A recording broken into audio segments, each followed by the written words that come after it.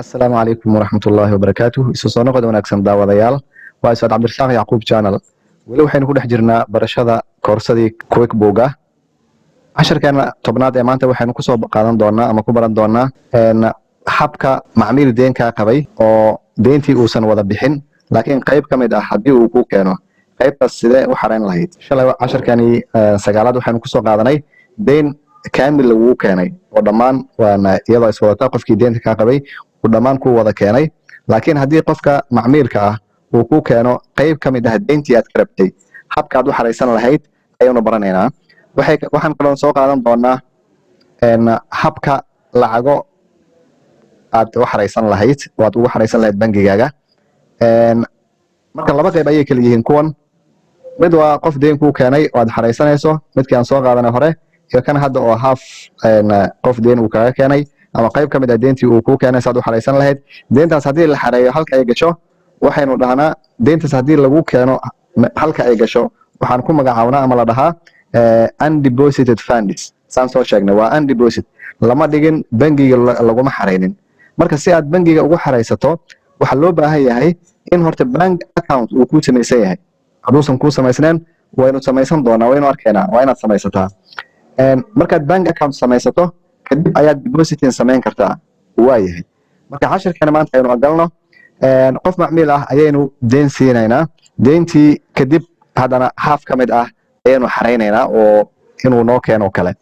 Waayahay marka deenta lasoo xaraynaya casharkaas wuxuu ahaa customers inaad gasho. Customers halkan customers la yiraahdo inaynu galno kadibna aynu ka doorano create invoices. Invoice xarayso. Create invoice markaad doorato customer job qofka macmiil hore kugu xaraysnaa hadduu yahay waxaad ka dooranaysaa halkan Xasan ama Ibrahim ayaa noo qoran.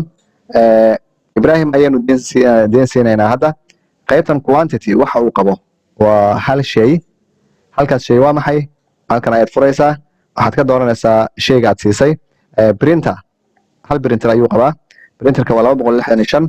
waayahay safe and close aynu dhahna markaa safe and close markaynu doorano qaybta had iyo jeer aynu gelayno oo aan ka fiirinayno dhaqdhaqaaqa ganacsigeena waxaynu sheegnay ama hore u sheegnay inay tahay qaybta reports. Report ayaynu tegaynaa. Company and financial ayaynu dooranay kadibna waxaad gelaysaa qaybtan la yiraahdo balance sheet standard. Balance sheet standard waa qaybta aad kala soconayso dhaqdhaqaaqa ganacsigaaga. waayahay balance sheet standard markaad doorato halkan waxaynu arkaynaa hadda account receivable waa 265 saan u jeedno. haddaan ku dhufanana double click aan ku dhahno wuxuu noo soo saarayaa qofka qabay account receivable. lacagtan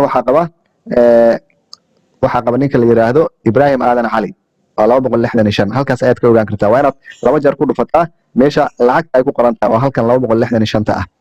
waayahay 265 waa lacagta deenta uu qabo macmiilkii hadda aynu soo qornay ama soo siinay. qaybtan undeposited funds la yiraahdo iyadana waxa ku qoran 2000 inay ku jirto. 2000 ayaa taala oo aan xaraysnayn bangiga aan ku xaraysnayn ama koontadii ku xaraysnayn. waayahay marka waxaynu ku soo daraynaa hadda qayb ka mid ah deentan uu Ibrahim qabo aynu aragna marka habkan u xaraysan lahayn. waayahay customers ayaynu gelaynaa kadibna receive payment ayaynu dooranaynaa. receive payments markaad doorato deynta qofka qaba waa kuma halkan ayaad furaysaa kadibna Ibrahim ayaynu dooranay. Ibrahim wuxuu qabaa printer 265 ah. waayahay qayb ka mid ah hadduu keeno amount paymentiga qaybtan waa lacagihii uu qabay. halkan waxaynu ku qoraynaa lacagta uu keenay 265 ayaa laga rabay. wuxuu keenay 165. halkan ayaynu ku qornay safe and close ayaynu dooranaynaa. safe and close markaynu doorano waayahay 165 ayaynu qornay kadibna safe and close. waayahay amount 165 safe and close. aynu tagno marka qaybtii reportska aynu tagno company and financial balance sheet standard. balance sheet standard markaynu tagno halkan waxaad uga jeedaa hadda in 2165 ay taalo. haddayna waxaa taala qaybta undeposited funds 2,000 165 ayaa ku soo darsantay. Ibrahim hadda haddaynu fiirino deymaha maqan haddaynu fiirino hadda waxaad arkaysaa in Ibrahim lagu leeyahay inta lagu leeyahay aynu aragno company and financial balance sheet standard ayaynu gelinaa mar kale. markaad gasho qaybta account receivable $100 ayaa taala halkan oo deyn ah ayaa naga maqan. haddaad ku dhufatana wuxuu kuu sheegayaa qofka laga rabo $100 ayuu kuu sheegayaa. waxaa laga rabay 265 ayuu bixiyey waa halkan creditka balansigana $100 ayaa ku qoran waka saan u jeedno. waayahay marka aynu u soo noqonaa casharkeeni kale tan waxay ahayd marka habkaad u xaraysan lahayd lacago macmiil uu ku keenay qayb ka mid ah iyadoo aan dhamaystirnayn. casharkeeni 9aad waxaanu ku soo qaadanay habka loo wada xareeyo dhammaan, laakiin haddii qayb ka mid ah uu ku keeno macmiilkii qaabkaad u xaraysan lahayd ayaanu hadda aragnay. waayahay making deposits aan u samaysan lahayn. deposit intaan samaysan horta aynu abuurano waxa loo yaqaano account aynu samaysano. habka accountka loo abuurtana kolay hore ayaynu soo aragnay. si aan account u samaysano waxaynu gelaynaa lists chart of accounts ayaynu gelaynaa. waa casharadii hore aynu soo qaadanay haddaad xusuusataan. chart of accounts markaad gasho account ayaynu furaynaa halkan new account ayaynu leenahay. new account waayahay accountka maxaan ka dhiganaa bank ayaynu ka dhiganaynaa. bank halkan waxaa yaala income expense bank loan waxaas ayaa ku qoran. marka bank ayaynu dooranay continue ayaynu dhahnay. halkan waxaynu ku qoranaynaa waxaad ku aqoonsan kartaa hadhow waa qasnada dukaanka ayaanu dhahnay. qasnada dukaanka save and close. waayahay accountkaas ayaynu samaysanay.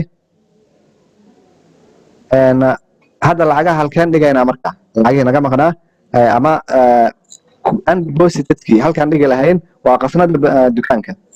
waayahay aynu galna markaa making deposits.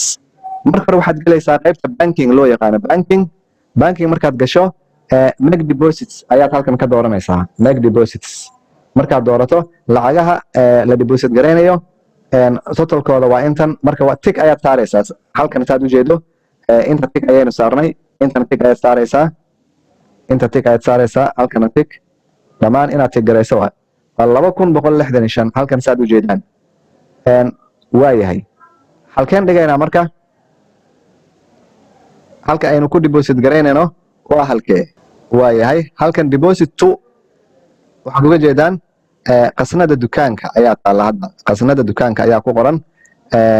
halkaas ayaynu dhigaynaa qasnada dukaanka. waa ka halkan qasnada dukaanka ayaanu dhigaynaa. save and close ayaynu leenahay. marka meeshii hadday undeposited ahayd lacagahaas way ka baxayaan. reports markaan tagno oo aan doorano company and financial oo aan balance sheet standard tagno lacagtii hadday undeposited ahayd hadda waxay taallaa qasnada dukaanka. waa halkan 2,165 ayaa ku jirta qasnadii dukaanka. marka habkaas ayaynu u xaraysanaynaa lacagihii undepositedka ahaa ee noo yiilay. habkaan u xaraysan lahayn waa halkaas. halkankana sidaas ayaynu u samaysanaynaa. waxaynu kaloo baranay habka lacago macmiil uu kaa qabay oo qayb ka mid ah uu ku keenay oo balance ay ku harayso. lacagtii qayb ayaa ku haraysa. habkaan u xaraysan lahaynna waan baranay. marka waxaan filayaa casharkaas inaan si fiican u fahanay. aad iyo aad baad ugu mahadsantihiin daawashadiina. asxaabteena hore ee channelka ku xirnayd aad iyo aad bay u mahadsan yihiin.